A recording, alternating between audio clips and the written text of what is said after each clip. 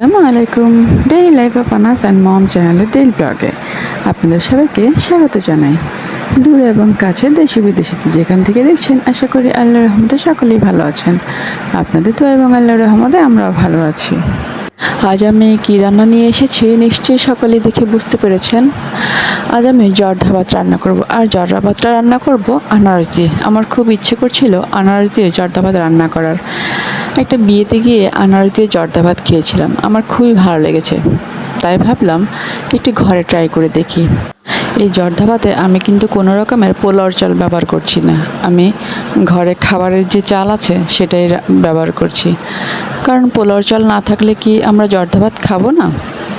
যাই হোক, আমি চলে যাচ্ছি রান্নায়।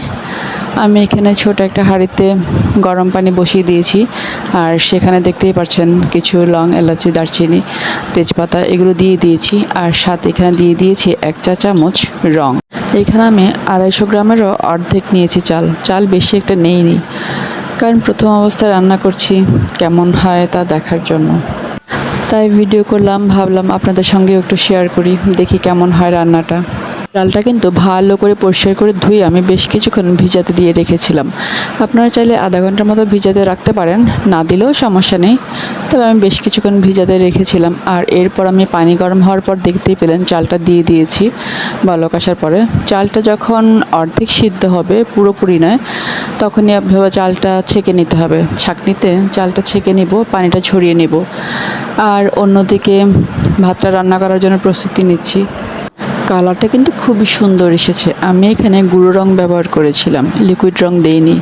খুবই সুন্দর ছিল কালারটা। মোবাইলে আমি সেভাবে কালারটা ফুটিয়ে তুলতে পারিনি, কিন্তু বাস্তবে কালারটা খুবই সুন্দর ছিল।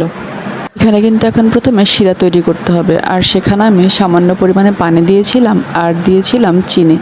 চিনিটা শিরা তৈরি করতে যতটুকু প্রয়োজন ততটুকুই, সাথে আমি লবণও দিয়েছিলাম। আর শিরা তৈরি হওয়ার পরে আমি এখানে এখন ঝরিয়ে রাখা ভাতগুলো দিয়ে দিয়েছি, দেখতেই পাচ্ছেন। দিয়ে আমি ভালো করে নেড়ে চেড়ে নিচ্ছি।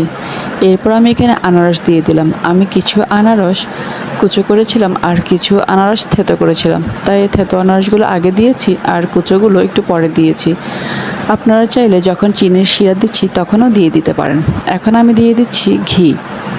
ঘিটা একটু বেশি করেই দিবেন, আমি কম দিয়েছি যেহেতু আমি তেলটা খুব কম খাই। আর এখন দিয়ে দিচ্ছি কিশমিশ আর বাদাম। আমার কাছে বিভিন্ন রকমের বাদাম ছিল না, যেটা ছিল আমি সেটাই দিয়েছি, তবে সেটাতে কিন্তু বেশ দারুণ হয়েছে। এখন দেখতেই পাচ্ছেন আমি এভাবে চুলোর আগুনটা একদমই ডিম করে দিয়ে দিয়েছি, আমরা যেভাবে বিরিয়ানি রান্না করতে দমে দিয়ে দিই সেভাবে। আর এখন আমি দিয়ে দিচ্ছি গুঁড়ো দুধ। এখানে আমি গুঁড়ো দুধ দিয়ে ভালো করে নেড়ে চেড়ে নেব। আমি 2 বা 3 ধাপে আমি এখানে গুঁড়ো দুধ দিয়েছি। গুঁড়ো দুধটা আপনারা যখন কিশমিশ, বাদাম এবং অনেকে মোরব্বা দেয় সেগুলোর সঙ্গে মিক্স করে দিতে পারেন। যেহেতু আমি এত কিছু দেইনি, তাই আমি গুঁড়ো দুধটা এভাবেই ছিটিয়ে দিলাম। কালারটা কিন্তু খুবই সুন্দর এসেছিলো, এত সুন্দর কালার আসবে আমি আসলেই ভাবিনি। আর খুব সুন্দর একটা স্মেল আসছিল। পোলাওর চাল দিইনি তাতে কি হয়েছে, খুব সুন্দর একটা ঘ্রাণ আসছিল। আমি প্রথমবার রেঁধেছি, দেখতে যেমন সুন্দর ছিল, খেতেও কিন্তু মজা ছিল। আপনাদের কেমন লেগেছে অবশ্যই জানাবেন।